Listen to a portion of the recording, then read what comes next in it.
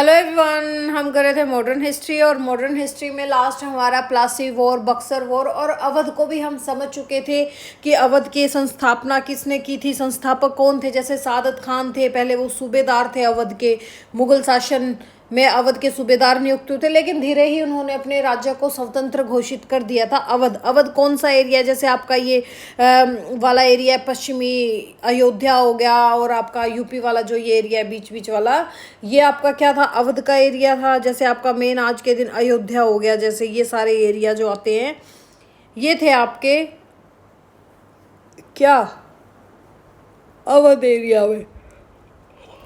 तो नींद नहीं उतरी है भाई अभी तक। तो चलो लास्ट हम समझ चुके थे और अब हम करेंगे एक बार notes read out. Notes read out करने के बाद हम करेंगे अंग्रेजों का व्यापारिक विस्तार, जैसे आपका मछलीपट्टनम में कैसे हुआ, सूरत में, अहमदाबाद, भरूच, इन सब को आज हम डिटेल से करेंगे। तो let's start with our notes. तो देखिए अवध के नवाब और अंग्रेजों का संबंध कैसे था। मुगल साम्राज्य का पतन 1707 के बाद खत्म हो गया था भाई, धीरे धीरे, क्योंकि कमजोर शासक आ गए थे, धीरे धीरे उनकी नींव कमजोर होती जा रही थी। तो 18वीं शताब्दी में अवध एक शक्तिशाली समृद्ध राज्य के रूप में उभरा। अवध का नवाब व्यवहारिक रूप से स्वतंत्र थे, परंतु अंग्रेजों की नीतियों के कारण धीरे धीरे उन पर नियंत्रण बढ़ता गया और 1856 ईस्वी में अंग्रेजों ने कुशासन का बहाना बनाकर अवध पर विलय कर लिया। हमने लास्ट लेक्चर में भी इस चीज़ को अच्छे से डिटेल में किया था। अवध का उदय कब हुआ था, अवध कब अस्तित्व में आया, जब 1722 ईस्वी में सादत खान को अवध का सूबेदार नियुक्त किया गया। फिर 1729 में तो सादत खान ने जैसे लखनऊ को अपनी राजधानी बनाया, लखनऊ एरिया हो गया, अयोध्या एरिया हो गया, ये सारे अवध का पार्ट थे, ठीक है। तो 1729 में क्या हुआ, इन्होंने लखनऊ को अपनी राजधानी बनाया। मुगल सम्राट ने उसे नवाब वजीर की उपाधि दी, किसको दी, सादत खान को, और अवध एक समृद्ध राज्य बन गया और यहाँ की सेना का प्रशासन सुदृढ़ था। तो देखिए ये शासक थे, संक्षिप्त में ही बता रही हूँ क्योंकि कल मैं आपको डिटेल करवा चुकी इसकी। तो सादत खान थे सबसे पहले, जो 1722 से 39 तक रहे। फिर आपके सफदरजंग थे जो 1739 से 54 तक रहे। शुजा-उद-दौला थे। अवध राज्य की नींव किन्होंने रखी थी, सादत खान ने रखी थी। और जैसे शुजा-उद-दौला हो गए आपके 1754 से 75, ये योग्य शासक और मराठों से भी इन्होंने संघर्ष किया।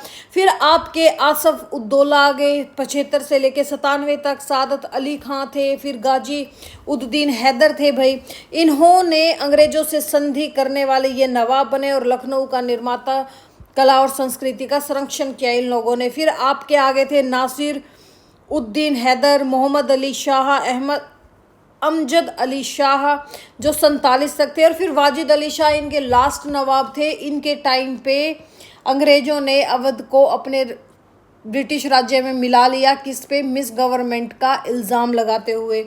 तो अंग्रेजों और अवध के संबंध कैसे थे, शुजा-उद-दौला के साथ संधि की 1765 में, इलाहाबाद की संधि हुई थी, रॉबर्ट क्लाइव ने की थी ये संधि। बक्सर के युद्ध के बाद इलाहाबाद की संधि हुई और अवध के स्वतंत्र रहने दिया, परंतु अंग्रेजों का प्रभाव बढ़ा, इनको क्या बना दिया, इसको बफर जोन बना के छोड़ दिया था अंग्रेजों ने।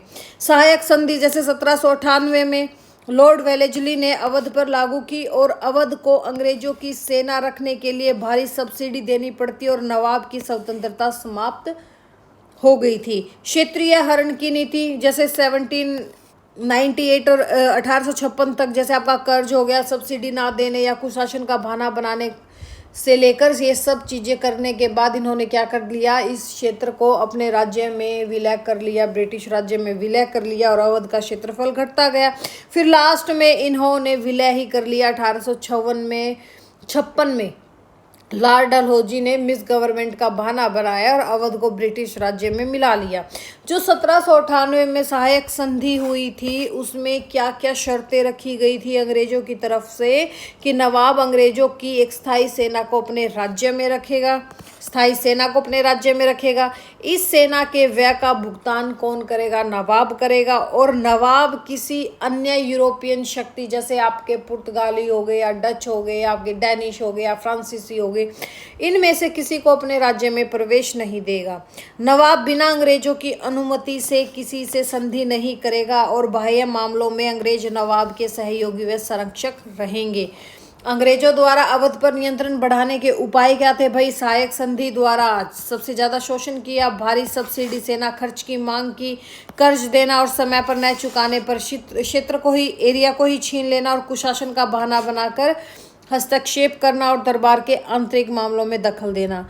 मेन पॉइंट क्या है? अवध वास्तव में 18वीं शताब्दी में एक समृद्ध और शक्तिशाली राज्य था। अंग्रेजों ने आर्थिक और राजनीतिक नीतियों से उसे स्वतंत्रता उसकी समाप्त कर दी और 1856 में कुशासन का नाम देकर अवध का विलय कर लिया गया, जिसके कारण 1857 के विद्रोह किन्होंने किया था? लास्ट लेक्चर में नाम बताया था, मुझे नाम बताना कि किन्होंने यहाँ पे 1857 की क्रांति में, मैं बता देती हूँ, एक फीमेल है, ठीक है, हजरत महल, उन्होंने यहाँ पे क्या किया था? विद्रोह किया था। फिर देखिए नेक्स्ट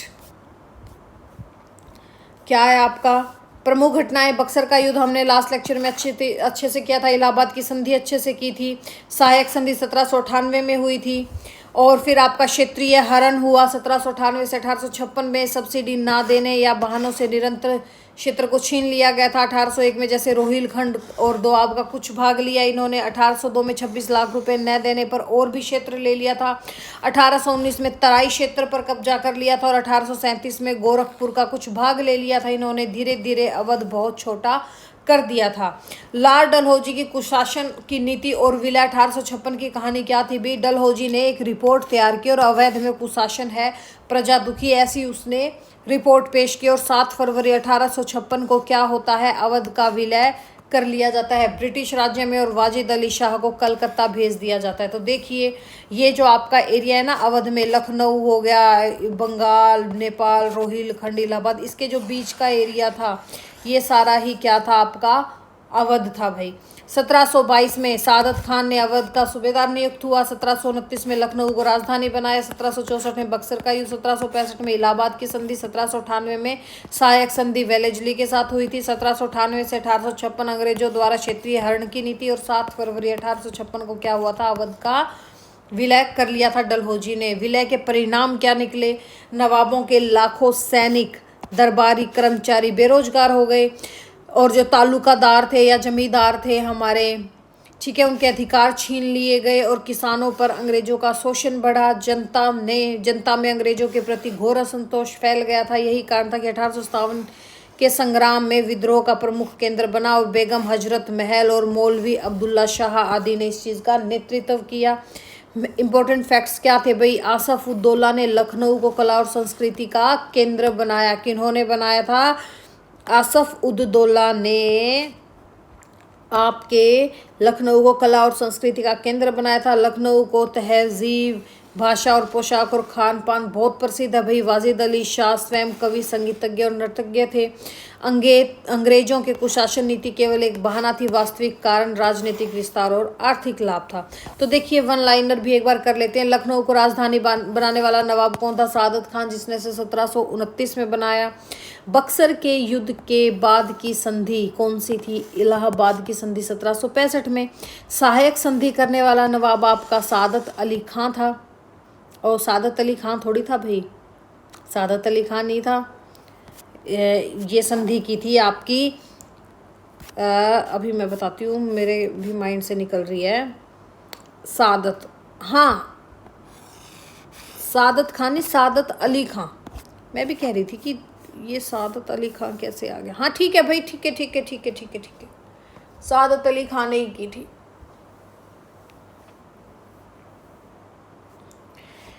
सादत अली खान ने क्या की थी भाई? संधि की थी, वेलेजली के साथ की थी। अवध का अंतिम नवाब कौन था? वाजिद अली शाह था। अवध का विलय कब हुआ? 7 फरवरी 1856 को डलहौजी के थ्रू और 1857 में विद्रोह में अवध का नेतृत्व किन्होंने किया था? बेगम हजरत महल ने। अब आते हैं हम हमारे आज का जो हमें करना है टॉपिक उस पर, कि अंग्रेजों का व्यापारिक विस्तार 1639 से लेकर 1687 ईस्वी तक का हम अभी देखते हैं। तो देखिए 1612 में हम सबको पता है, बार बार कर चुके हैं, कि सवाली का युद्ध हुआ था, ठीक है, आपके सूरत एरिया में हुआ था।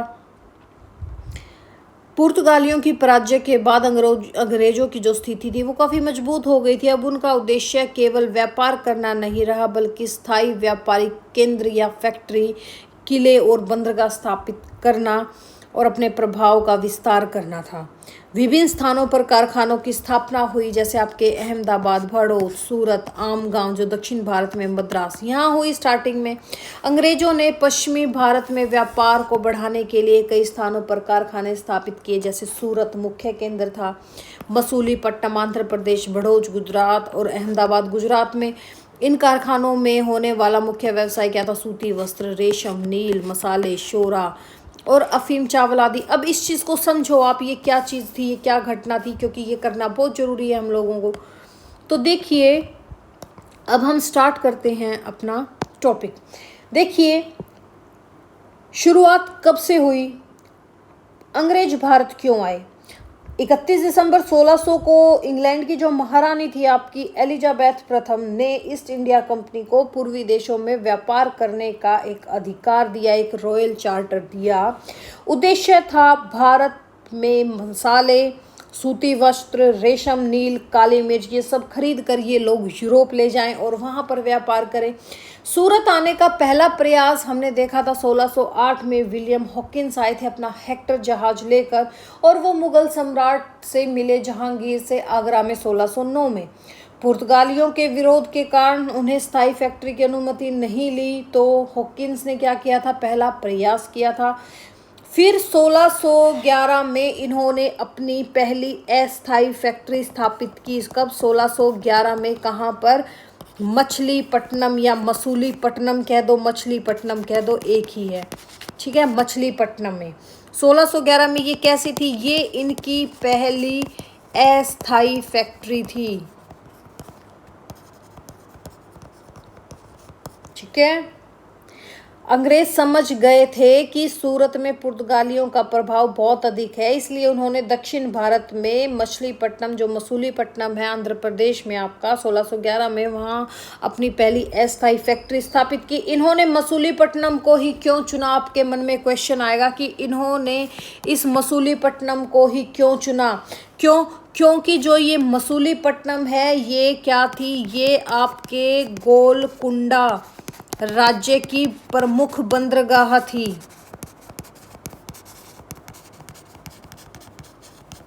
सूती कपड़ा,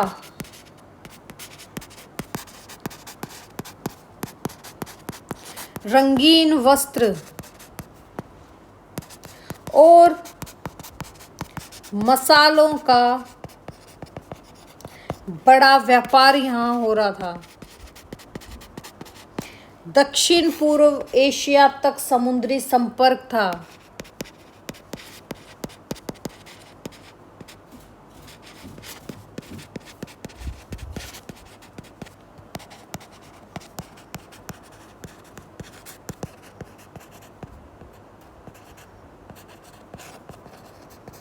ये था। यहां से व्यापार होने वाली वस्तुएं कौन सी थी आपका? जैसे सूती कपड़ा हो गया आपका, चिन्स हो गया जिसको हम रंगीन कपड़ा बोलते हैं, नील हो गया, मसाले हो गए। यही अंग्रेजों की भारत में सबसे पहली व्यापारिक शुरुआत थी। जो ये रंगीन कपड़ा है ना भाई, कई बार एग्जामिनर इसको चिन्स भी आपके एग्जाम में लिखकर भेज देता है, तो इसको है ना याद कर लेना। चिन्स का मतलब होता है रंगीन कपड़ा, और एग्जामिनर ने चिन्स यूज को बार बार में यूज किया है वर्ड को। फिर उसके बाद क्या होता है भाई, 1612 में हमने देखा कि आपका सवाली का युद्ध होता है। सवाली का युद्ध बहुत डिटेल में कर चुके हैं, पीछे क्लास में जाके देखना। अंग्रेजों और पुर्तगालियों के बीच समुद्र में युद्ध हुआ। अंग्रेजों के सेनापति कौन थे? कैप्टन थॉमस बेस्ट थे यहाँ पर, और अंग्रेजों ने पुर्तगालियों को हरा दिया। इसका रिजल्ट क्या निकला था? जहांगीर को लगा कि अंग्रेज पुर्तगालियों का मुकाबला कर सकते हैं, इसलिए मुगलों का विश्वास अंग्रेजों पर बढ़ गया। फिर सवाली के युद्ध के बाद 1613 में हमने देखा कि इन्होंने सूरत में फैक्ट्री लगा दी। सूरत में फैक्ट्री लगाई जो इनकी पहली स्थायी फैक्ट्री थी, ठीक है। सवाली के युद्ध के बाद जहांगीर ने अंग्रेजों को सूरत में स्थायी फैक्ट्री बनाने की अनुमति दे दी थी, और यह पश्चिम भारत में अंग्रेजों का सबसे महत्वपूर्ण व्यापारिक केंद्र बन गया। सूरत से क्या व्यापार होता था, जैसे वही सूती कपड़ा, नील, मसाले, रेशम, अफीम, यहीं से यूरोप के लिए जहाज रवाना होते थे। फिर हमने देखा 1615 में आपके टॉमस रो आते हैं। टॉमस रो का आगमन होता है 1615 में, और ये बंदा 1619 तक यहीं रहता है। ठीक है। इसको इंग्लैंड के राजा जेम्स प्रथम ने जहांगीर के दरबार में राजदूत बना के भेजा था। टॉमस रो ने युद्ध नहीं बल्कि क्या अपनाई, कूटनीति अपनाई, और उसने जहांगीर से व्यापारिक विशेषाधिकार प्राप्त किए। देखो हेक्टर ने क्या किया था, आने का रास्ता बना लिया था, जान पहचान बना ली थी। थॉमस बेस्ट ने क्या किया, सवाली के युद्ध से एंट्री ली, और टॉमस रो ने बिल्कुल स्थायी एंट्री ले ली थी, व्यापारिक विशेषाधिकार प्राप्त किए। फिर आपकी अहमदाबाद की फैक्ट्री लगती है। इसके बाद फैक्ट्री कब लगती है आपके अहमदाबाद में, इन्होंने अहमदाबाद में फैक्ट्री लगाई फिर। ठीक है। टॉमस रो जब सफल हो गया तो अंग्रेजों ने 1615 से लेकर 1619 तक की घटनाएं हैं ये, तो फैक्ट्री खोलने की अनुमति ली। अहमदाबाद को ही क्यों चुना, क्योंकि भारत का सबसे प्रसिद्ध वस्त्र उद्योग है यहाँ पर। बेहतरीन सूती और रेशमी कपड़े थे यहाँ पर, नील का बड़ा व्यापार होता था। यहाँ से खरीदी जाने वाली वस्तुएं जैसे आपका मसलिन था, मलमल हो गया, सूती कपड़ा, रेशम, नील, ये फैक्ट्री सूरत फैक्ट्री के अधीन कार्य करती थी। फिर जैसे आपका भरूच था, और क्या था आपका भरूच। ठीक है। यहाँ स्थापित की भाई भरूच की। अब देखो भरूच को ही क्यों चुना, नर्मदा नदी के किनारे स्थित महत्वपूर्ण बंदरगाह थी भाई। किस किनारे, किस नदी के किनारे थे, नर्मदा नदी के किनारे। गुजरात का बड़ा व्यापारिक केंद्र था। कपास और नील की प्रचुर उपलब्धता थी, यहाँ से व्यापार होता था कपास का, सूती वस्त्र का, नील का, मसाले का। तो देखिए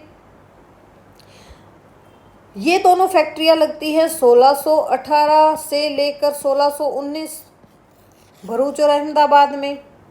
समझ में आ गया। 1600 में क्या हुआ, ईस्ट इंडिया कंपनी की स्थापना हुई। 1608 में विलियम हॉकिंस सूरत पहुंचता है, और 1611 में पहली अस्थायी फैक्ट्री मछलीपट्टनम में लगाते हैं, और 1612 में सवाली का युद्ध लड़ते हैं। 1613 में सूरत में अपनी पहली स्थायी फैक्ट्री लगाते हैं। 1615 से 19 तक सर टॉमस रो जहांगीर के दरबार में थे।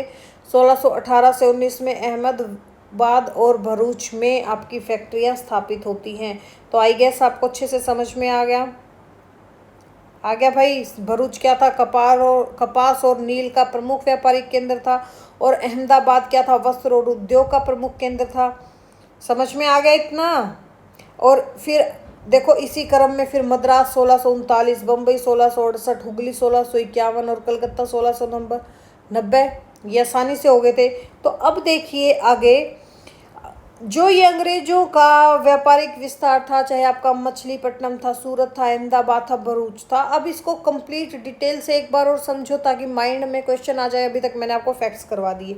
देखो क्या हुआ था भाई, 16वीं शताब्दी के अंत तक भारत का व्यापार पूरी दुनिया में प्रसिद्ध था। भारत के मसाले, सूती कपड़े, रेशमी वस्त्र, नील और कीमती वस्तुओं की यूरोप में भारी मांग थी। लेकिन एक बड़ी समस्या क्या थी, भारत के समुद्री व्यापार पर पुर्तगालियों का लगभग एकाधिकार था। उन्होंने गोवा, दीव, दमन जैसे बंदरगाहों पर कब्जा कर रखा था। जो भी यूरोपियन व्यापारी भारत आता, पुर्तगाली उसे रोकने की कोशिश करते, और इसी कारण इंग्लैंड के व्यापारियों ने सोचा कि यदि भारत से सीधा व्यापार करना है तो अपनी अलग कंपनी बतानी होगी।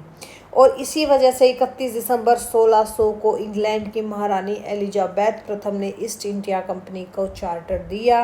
अब कंपनी को भारत में व्यापार करना था, लेकिन भारत कोई छोटा राज्य नहीं था। उस समय उत्तर भारत में मुगल साम्राज्य था, दक्षिण भारत में कई शक्तिशाली और राज्य थे। तो 1608 में कैप्टन विलियम हॉकिंस भारत आया, हेक्टर जहाज लेकर आया। उस समय सूरत मुगल साम्राज्य का सबसे मेन समुद्री बंदरगाह थी।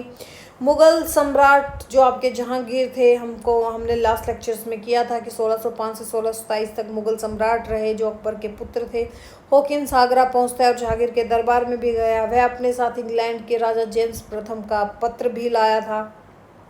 जहांगीर हॉकिंस से प्रभावित हुआ क्योंकि हॉकिंस तुर्की भाषा बोल रहा था। कुछ समय तक जहांगीर ने उसे सम्मान भी दिया। फिर फैक्ट्री क्यों नहीं मिली? क्योंकि दरबार में पुर्तगाली बहुत प्रभावशाली थे। वे नहीं चाहते थे कि अंग्रेज भारत में व्यापार करें। उन्होंने जहांगीर को अंग्रेजों के खिलाफ भड़काया और इस कारण हॉकिंस को स्थायी व्यापार करने की अनुमति नहीं मिली। तो अंग्रेजों ने एक नई योजना बनाई। अंग्रेज समझ गए कि जब तक पुर्तगाली यों की समुद्री ताकत नहीं टूटेगी तब तक मुगल उन्हें खुलकर व्यापार नहीं करने देंगे। इसलिए उन्होंने मुगल क्षेत्र छोड़कर दक्षिण भारत का रास्ता चुना और इसी वजह से ये 1611 में आपके मसूलीपट्टनम पहुंचते हैं। वहाँ का शासक कौन था उस टाइम? वहाँ मसूलीपट्टनम गोलकुंडा सल्तनत के अधीन थी उस टाइम जो आपके शासक थे, मसूलीपट्टनम के शासक कौन थे इस टाइम?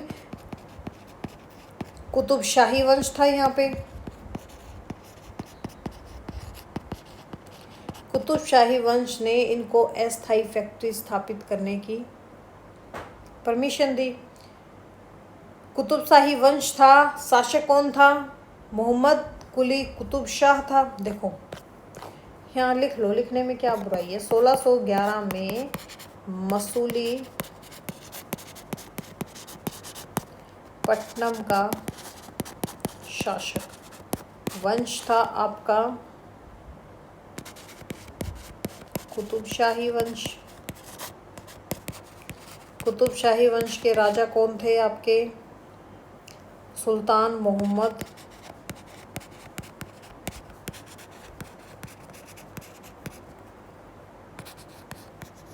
कुली कुतुब शाह। जो ये आपके सुल्तान मोहम्मद कुली कुतुब शाह थे, उसके बाद शीघ्र ही सत्ता परिवर्तन हो जाता है और शासन कुतुब शाही वंश के हाथ में ही रहा। लेकिन गोलकुंडा के शासकों की नीति व्यापार को बढ़ावा देने की थी। वे विदेशी व्यापारियों से कर वसूलते थे, बदले में व्यापार की अनुमति देते थे। अंग्रेजों ने स्थानीय अधिकारियों को उपहार दिए, व्यापार की अनुमति मांगी और गोलकुंडा के शासक ने इनको दे दी। तो 1611 में अंग्रेजों ने भारत में अपनी पहली अस्थायी फैक्ट्री मसूलीपट्टनम में स्थापित की। यहाँ क्या खरीदा जाता था? जैसे आपका सूती कपड़ा हो गया, आपका चिंट्स हो गया, जो रंगीन छपे हुए कपड़े होते हैं, छीट बोल देते हैं अपने, छीट, नील हो गया, मसाले हो गए। यहीं से अंग्रेजों को पहली बार भारत में स्थायी व्यापारिक आधार मिला। फिर हमने देखा सवाली का युद्ध 1612 में। उधर पुर्तगालियों को अंग्रेजों की बढ़ती हुई ताकत पसंद नहीं आई। उन्होंने सूरत के पास सवाली नामक जगह पर अंग्रेजों के जहाज पर हमला कर दिया। अंग्रेजों की ओर से नेतृत्व कर रहे थे आपके कैप्टन थॉमस बेस्ट थे भाई। युद्ध में अंग्रेजों ने पुर्तगालियों को हरा दिया और ये जीत बहुत महत्वपूर्ण थी। अब जहांगीर को समझ आ गया कि अंग्रेज समुद्र में पुर्तगालियों का मुकाबला कर सकते हैं, तो इन्होंने 1613 में सूरत में फैक्ट्री लगाने की अनुमति दे दी। सवाली युद्ध के बाद जहांगीर का रवैया बदल गया भाई ब्रिटिशर्स को लेकर। उन्होंने अंग्रेजों को सूरत में फैक्ट्री खोलने की अनुमति दे दी और 1613 में अंग्रेजों की सूरत में पहली स्थायी फैक्ट्री लग गई। अब सूरत पश्चिमी भारत में अंग्रेजों का मुख्यालय बन गया और यहीं से यूरोप के लिए जहाज जाते थे। फिर 1615 में टॉमस रो आए। हालांकि फैक्ट्री मिल गई थी, लेकिन अंग्रेज पूरे मुगल साम्राज्य में व्यापार करना चाहते थे। फिर इंग्लैंड के राजा थे जो आपके जेम्स प्रथम, उन्होंने टॉमस रो को आधिकारिक राजदूत बनाकर जहांगीर के दरबार में भेजा। टॉमस रो की नीति क्या थी? उसने लड़ाई तो बिल्कुल भी नहीं की। उसने उपहार दिए, दरबार में समय बिताया और धीरे धीरे जहांगीर का विश्वास जीता। लगभग 4 वर्ष तक वो भारत में रहा, 1615 से लेकर 1619 तक। आखिरकार उसने अंग्रेजों को कई व्यापारिक सुविधाएं दिला दी। यही वह मोड़ था जहां से अंग्रेज केवल व्यापारी नहीं रहे, बल्कि मुगल दरबार के मान्यता प्राप्त विदेशी व्यापारी बन गए। फिर इसके बाद 1618-19 में अहमदाबाद और भड़ोच की फैक्ट्री स्थापित हुई। अब अंग्रेजों की नज़र कहाँ थी? गुजरात के सबसे बड़े कपड़ा उद्योग पर थी, जो था आपका अहमदाबाद। उस समय अहमदाबाद किसके अधीन था भाई? उस टाइम भी जो आपका अहमदाबाद था वो मुगल साम्राज्य का ही हिस्सा था, मुगलों के अधीन था। गुजरात सूबे की राजधानी थी। मुगल सूबेदार सम्राट के से शासन चलाता था।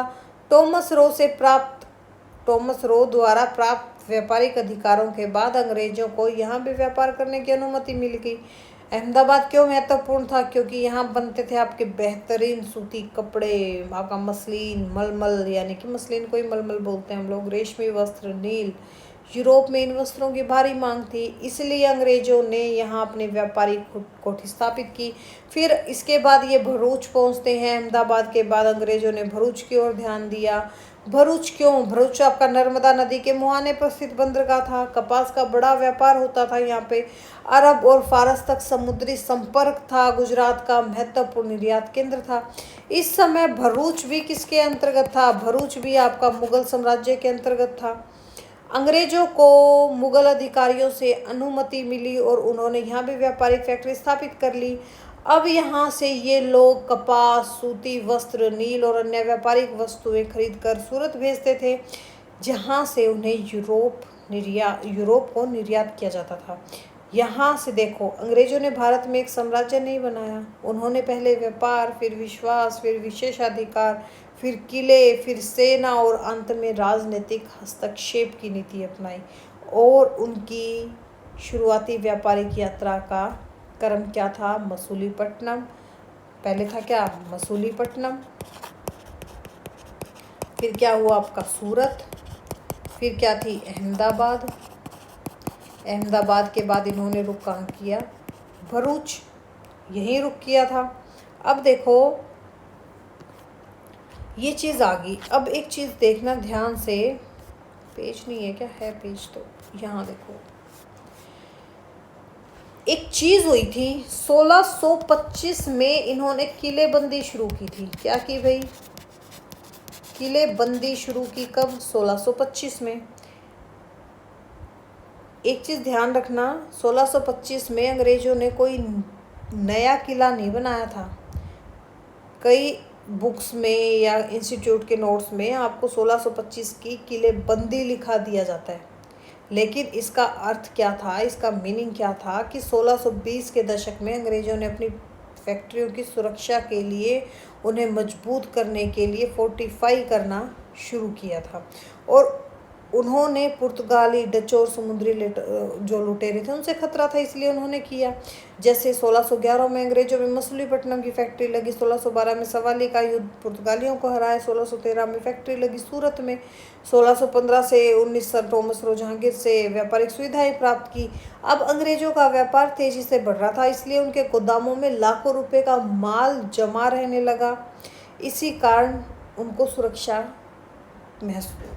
आवश्यकता महसूस हुई सुरक्षा की, तो इन्होंने किलेबंदी करना स्टार्ट कर दिया। पुर्तगालियों का खतरा क्या था? वे अंग्रेजों को भारत से हटाना चाहते थे। डचों से प्रतिस्पर्धा थी भाई, मसालों के व्यापार पर कब्जे की लड़ाई चल रही थी इन दोनों के बीच में। समुद्री लुटेरे थे, जहाजों और गोदामों पर हमला कर देते थे। महंगा माल था, कपड़ा हो गया, नील हो गया, मसाले हो गए, चांदी हो गई, इनकी सुरक्षा जरूरी थी। तो 1625 के आसपास अंग्रेजों ने क्या किया? अपनी फैक्ट्रियों के चारों ओर ऊंची ऊंची दीवारें बनानी शुरू कर दी थी, मजबूत प्रवेश द्वार बनाए, तोपें लगाई, सुरक्षा गार्ड और सैनिक नियुक्त किए, गोदामों को अधिक सुरक्षित बनाया। इसी क्रिया को हम क्या कहते हैं? इसी क्रिया को हम फोर्टिफिकेशन कहते हैं। कि किलेबंदी क्या थी? 1625 में शुरू की थी।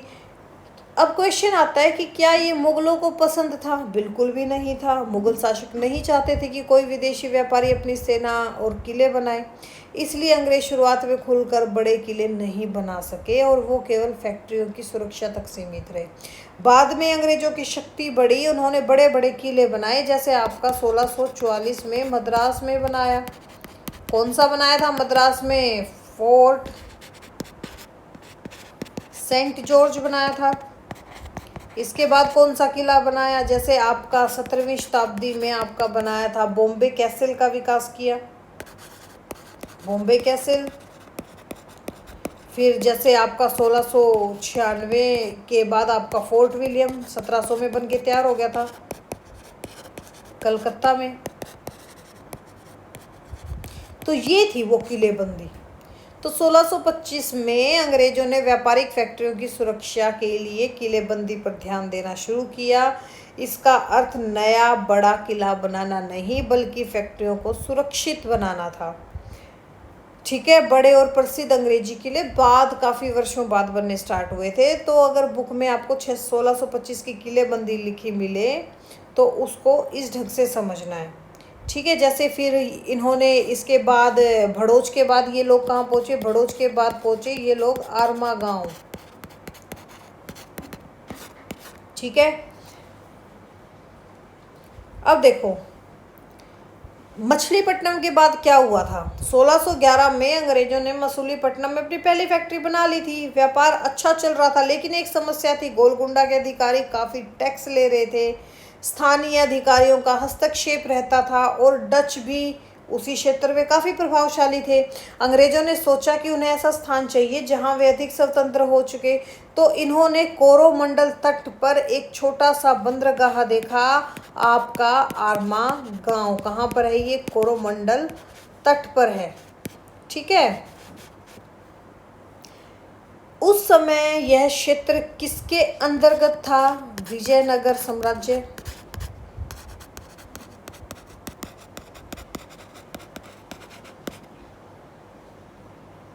जो विजयनगर के आपके स्थानीय नवाब थे, नायक थे या राजा थे, उनके नियंत्रण में था, सीधे गोलकुंडा के नियंत्रण में नहीं था। अंग्रेजों को अनुमति किसने दी, फिर बात आ जाती है। तो 1626 में क्या हुआ, जो वहाँ आपके विजयनगर साम्राज्य के नायक थे, वहाँ उन्होंने छोटी सी फैक्ट्री और गोदाम स्थापित किया। उनसे परमिशन ली, अनुमति ली नायक से, विजयनगर के नायक से, और एक छोटी सी फैक्ट्री लगा दी। यहाँ अनुमति किसी मुगल बादशाह ने नहीं दी थी, बल्कि स्थानीय नायक ने दी थी। आरमा गांव ही क्यों चुना गया, डचों का दबाव अपेक्षाकृत कम था, स्थानीय शासक अंग्रेजों से व्यापार बढ़ाना चाहता था, समुद्र के रास्ते माल भेजना आसान था और कपड़ा व्यापार के लिए उपयुक्त क्षेत्र था। फिर इन्होंने आर्म गांव को छोड़ क्यों दिया।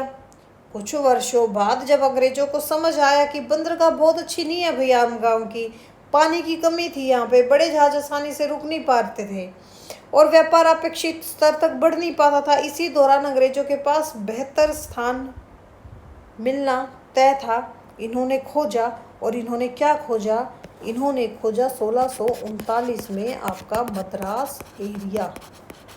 ठीक है, 1639 में जो यहाँ पे अंग्रेज अधिकारी थे, कौन थे आपके, फ्रांसिस डे, क्या नाम था उनका, फ्रांसिस डे। इन्होंने चंद्रगिरी का जो शासक था, कौन था चंद्रगिरी का शासक, दामरला वेंकटाद्रि था। कौन था, दामरला वेंकटाद्रि, ये शासक था। इन्होंने जो आपका मद्रास पट्टनम था, उस टाइम मद्रास का नाम क्या था, मद्रास पट्टनम, ये पट्टे पर ले लिया इनसे। किन्होंने, फ्रांसिस डे ने ले लिया। 1640 में यहाँ पर क्या लगाई, फैक्ट्री लगा दी। 1640 में क्या लगाई, फैक्ट्री बनी। और इसके बाद 1640 में ही आपका फोर्ट सेंट जॉर्ज बना दिया, किला बना दिया सेंट जॉर्ज का। इसके बाद अंग्रेजों ने अपना मुख्य केंद्र किसको बना लिया, अब मद्रास क्या बन गया था, इनका मुख्य केंद्र बन गया था। ट्रांसफ़र कर लिया आम गांव से यहाँ पे। तो याद रखो 1611 मसूलीपट्टनम, 1613 सूरत, फिर आपके 1618 19 में आपका अहमदाबाद और भरूच,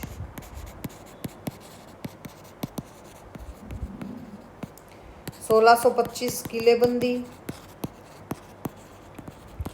1626 आर्मगांव,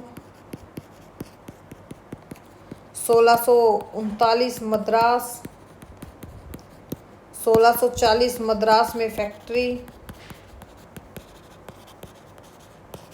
1644 आपका जो फोर्ट सेंट जॉर्ज था ये बनकर निर्माण पूरा हुआ था इसका। 1644 में निर्माण पूरा हो गया था। समझ में आ गया।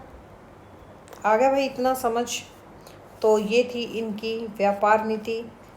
कारखानों की किलेबंदी कब हुई थी? 1625 में। अभी हमने देखा था कि 1625 में अंग्रेजों ने अपने कारखानों के चारों ओर किलेबंदी शुरू की। इसका मुख्य उद्देश्य था पुर्तगालियों के आक्रमण, समुद्री लुटेरे, स्थानीय शासकों के हस्तक्षेप से सुरक्षा प्राप्त करनी थी। ये किलेबंदी आगे चलकर राजनीतिक महत्वाकांक्षा का आधार बनी और इस काल में अंग्रेजों ने अपने कारखानों में तोपें, सैनिक और गोदाम आदि की व्यवस्था की। फिर आर्म गांव पर अधिकार कब कर लिया था? 1622 में। और 1626 में इन्होंने अपनी यहाँ पे फैक्ट्री लगा ली थी। 1625 ईस्वी में अंग्रेजों ने दक्षिण भारत के आर्मगाह बंदरगाह पर अधिकार कर लिया था। इस बंदरगाह में पुर्तगालियों के नियंत्रण में था। आर्मगाहों पर अधिकार से अंग्रेजों को सुरक्षित बंदरगाह मिला और उनका दक्षिण भारत में व्यापार भी बढ़ गया था। और ये स्थान आगे चलकर बॉम्बे जाने वाले जो रास्ते थे, पहले अंग्रेजों का एक महत्वपूर्ण केंद्र बना। बॉम्बे जाने से पहले सबसे पहले यही था। फिर मद्रास की प्राप्ति हुई कब? 1639 में। 1629 में अंग्रेजों ने विजयनगर साम्राज्य के अधीन चंद्रगिरी राजा 1629 नहीं भाई 1639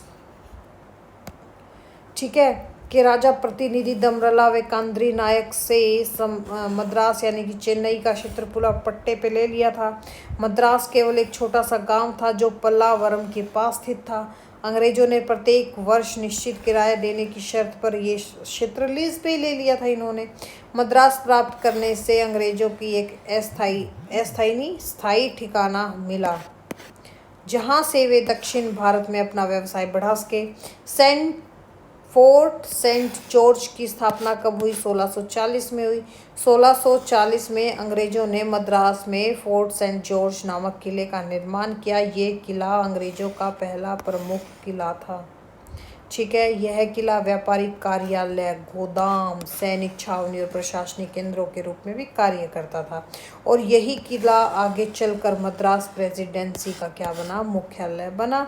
और दक्षिण भारत में अंग्रेजों की शक्ति और प्रभाव बढ़ाने में इस किले की सबसे महत्वपूर्ण भूमिका थी। तो देखो क्या हुआ था, जो मद्रास वाली थी ये चीज़ 1639 में इनको मद्रास मिला नहीं, बल्कि अंग्रेजों की दूरदर्शिता और दक्षिण भारत की राजनीति इससे जुड़ी हुई थी। जैसे 1625-26 में हमने देखा कि आम गांव में इन्होंने अपनी फैक्ट्री बना ली थी। शुरुआत में उन्हें लगा कि व्यापार के लिए एक अच्छा स्थान है, लेकिन कुछ ही वर्षों बाद कई समस्याएं दिखाई देने लगी। बंदरगाह छोटा था, बड़े जहाज नहीं आ सकते थे, पानी के जहाज की कमी थी, व्यापार उतना नहीं बढ़ रहा था। तो डच व्यापारियों का दबाव लगातार बढ़ रहा था। अंग्रेजों को एहसास हुआ कि यदि दक्षिण भारत में लंबे समय तक व्यापार करना है तो उन्हें बेहतरीन बंदरगाह चाहिए। तो उस समय क्या स्थिति थी, हम लोगों ने देखा था कि विजयनगर साम्राज्य था। वैसे 17 आपने अगर हिस्ट्री की है, पढ़ी है थोड़ी बहुत, तो आपने देखा होगा कि 1565 का आपका तालीकोटा का युद्ध हुआ था। तालीकोटा का युद्ध हुआ था 1565 में। यहाँ पर जो आपका इस युद्ध में क्या हुआ था, जो आपका विजयनगर था ये कमजोर हो गया था। विजयनगर क्या हो गया भाई, यहाँ पे कमजोर हो गया। हालांकि साम्राज्य पूरी तरह समाप्त नहीं हुआ था। उसकी राजधानी क्या थी? चंद्रगिरी थी। उस समय विजयनगर का अंतिम शासक जो आपका श्रीरंग राय तृतीय था, कौन था? श्रीरंग राय तृतीय ये था। लेकिन वास्तविक प्रशासन कई स्थानों पर स्थानीय नायक चला रहे थे। जैसे मद्रास का क्षेत्र आपका दमरला व कांद्री नायक था, ये तो आपके विजयनगर का शासक था उस टाइम श्रीरंग। ठीक है, श्रीरंग राय तृतीय जो थे वो तो आपके विजयनगर साम्राज्य थे, लेकिन इसमें भी छोटे छोटे जो प्रशासन चला रहे थे, कई स्थानों पर छोटे छोटे राजा भी थे, छोटे छोटे नायक थे, सामंत कह लो। मद्रास का क्षेत्र दामरला व कांद्री इनके हाथ में था और उसके भाई थे आपके कौन थे यहाँ पे? चंद्रगिरी में थे आपके दामरला और उसका भाई का नाम था अयप्पा। ठीक है, इनके अधिकार में था और ये दोनों चंद्रगिरी के विजयनगर शासक के अधीन सामंत थे। अंग्रेजों ने क्या योजना बनाई? ईस्ट इंडिया कंपनी ने इनके जो अधिकारी थे फ्रांसिस डे को नया स्थान खोजने का काम सौंपा था भाई। तो जो इनके वरिष्ठ अधिकारी थे कौन, एंड्रयू कोगन ने भी इस योजना में शामिल हो गए। फ्रांसिस डे ने पूरे कोरोमंडल तट का निरीक्षण किया और एक छोटा सा मछुआरों का गांव से पसंद आया जो आपका मद्रास पट्टनम था, और इसके पास ही आपका चेन्नापट्टनम बस्ती भी थी। तो नायक शासक से समझौता हो गया। जैसे फ्रांसिस डे ने जो आपके दामरला थे इनसे बातचीत की। नायक चाहता था कि विदेश व्यापारी आए क्योंकि व्यापार बढ़ेगा भाई, इन्हें रेवेन्यू मिलेगा, क्षेत्र का विस्तार होगा, पुर्तगाली और डचों का संतुलन बना रहेगा। तो 22 अगस्त 1639 को मद्रास पट्टनम को इन्होंने लीज पर दे दिया। अंग्रेजों ने मद्रास जीत कर नहीं बल्कि उसे लीज यानी कि पट्टे पर प्राप्त किया था, इस चीज़ को याद रखना। और 1640 में अंग्रेजों ने वहाँ फैक्ट्री भी बनानी शुरू कर दी। व्यापार तेजी से बढ़ा, लेकिन अंग्रेजों को डर था कि पुर्तगाली, डच या कोई भारतीय शासक हमला कर सकता है, इसलिए उन्होंने एक मजबूत किला बनाया और वो किला था आपका फोर्ट सेंट जॉर्ज, जिसका निर्माण 1640 में शुरू हुआ और 1644 में पूरा हुआ था। यही आगे चलकर दक्षिण भारत में अंग्रेजों का सबसे बड़ा मुख्यालय बना। मद्रास इतना इम्पोर्टेंट क्यों था भाई इनके लिए? एक तो उत्कृष्ट प्राकृतिक समुद्री तट था, सूती कपड़ों का बड़ा व्यापार था, दक्षिण भारत में अंग्रेजों का सुरक्षित केंद्र था, अपना किला होने से सैन्य शक्ति भी बढ़ी। बाद में यह मद्रास प्रेसिडेंसी का मुख्यालय भी बना। तो कुल मिलाकर हम क्या कह सकते हैं कि आर्म गांव अंग्रेजों की अस्थायी मंजिल थी, लेकिन मद्रास क्या बन गया, उनका स्थायी आधार बन गया। और यहीं से अंग्रेजों ने दक्षिण भारत में अपना प्रभाव बढ़ाया। आगे चलकर जैसे आपका कर्नाटक युद्ध हुआ, फ्रांसीसियों से संघर्ष हुआ, और दक्षिण भारत में अंग्रेजी प्रभुत्व की शुरुआत भी इसी मद्रास से हुई थी। अब आ गई आपको अच्छे से स्टोरी समझ में, क्या हुआ था पता चल गया भाई। और आपको पता है जो आपका सेंट जॉर्ज का किला था यानी कि फोर्ट सेंट जॉर्ज, इसके बाहर क्या हुआ था? किले के बाहर ना काफ़ी भारी व्यापार, भारतीय व्यापारी, कारीगर और मजदूर बसने लगे थे। धीरे धीरे दो भाग हो गए थे। यहाँ पर जो आपका फोर्ट सेंट जॉर्ज के बाहर पता है क्या हो गए थे? इसके 2 पार्ट्स हो गए थे। एक तो वाइट टाउन बस गया था और एक ब्लैक टाउन बस गया था। वाइट टाउन पता है किसको बोला जाता था? अंग्रेज और जो अन्य यूरोपीय रहते थे उनको। वहाँ अच्छी सड़कें थी, पक्के भवन थे, प्रशासनिक कार्यालय थे, सुरक्षा सबसे अधिक थी। और ब्लैक टाउन थे जैसे हमारे भारतीय व्यापार, बुनकर, मजदूर, स्थानीय लोग रहते थे। यहीं से अंग्रेजों को व्यापार के लिए वस्त्र और अन्य सामान मिलता था। इसी बस्ती को आगे चलकर इन्होंने आगे बढ़ाया और आधुनिक चेन्नई शहर बन गया। समझ में आया? फिर देखो यहाँ तक समझ में आ गई कहानी। फिर इसके बाद की स्टोरी क्या है, इसके बाद हम देखते हैं। ये तो टाइम लाइन मैंने आपको करवा दी कि कैसे क्या चीज़ हुआ था। अब आते हैं नेक्स्ट पे। तो देखिए ये इनके कारखाने थे। किलेबंदी की शुरुआत 1625 में हुई। उद्देश्य क्या था? सुरक्षा प्लस व्यापार का विस्तार। परिणाम क्या था? अंग्रेजों की राजनीतिक शक्ति बढ़ने लगी थी। आर्म गांव का महत्व क्या था? सुरक्षित बंदरगाह मिला, पुर्तगालियों से सुरक्षा मिली और दक्षिण भारत में व्यापार का विस्तार हुआ। मद्रास से प्राप्ति नियत किराया देंगे, ये बात कही थी शर्तों में। इन्होंने उस क्षेत्र की देखभाल और व्यवस्था अंग्रेज करेंगे, स्थानीय शासक की अधीनता स्वीकार करेंगे और पट्टा मूलतः 99 वर्ष के लिए दिया गया था। और यहीं से भारत में लीज प्रणाली की शुरुआत हुई थी, पट्टे की शुरुआत हुई थी। ठीक है भाई, इससे आगे क्या है, इससे आगे का क्या टॉपिक है? अच्छा, फिर उसके बाद आ गया था आपके जैसे मद्रास की स्थापना मैंने आपको समझा दी है कंप्लीट। पुर्तगाल से बम्बई इनको कैसे मिला, ये करेंगे हम नेक्स्ट लेक्चर में कि क्या हुआ था। बॉम्बे, अंग्रेज़ों ने बॉम्बे ना तो युद्ध जीत कर लिया और ना ही खरीद कर, उन्हें कैसे मिला था? ये दहेज में मिला था। ठीक है, तो ये करेंगे अब हम नेक्स्ट लेक्चर में कि कैसे इंग्लैंड और पुर्तगाल का विवाह संबंध बना था, कैसे क्या चीज़ हुई थी। ठीक है, तो चलो मिलते हैं नेक्स्ट लेक्चर में। Thank you, have a nice day.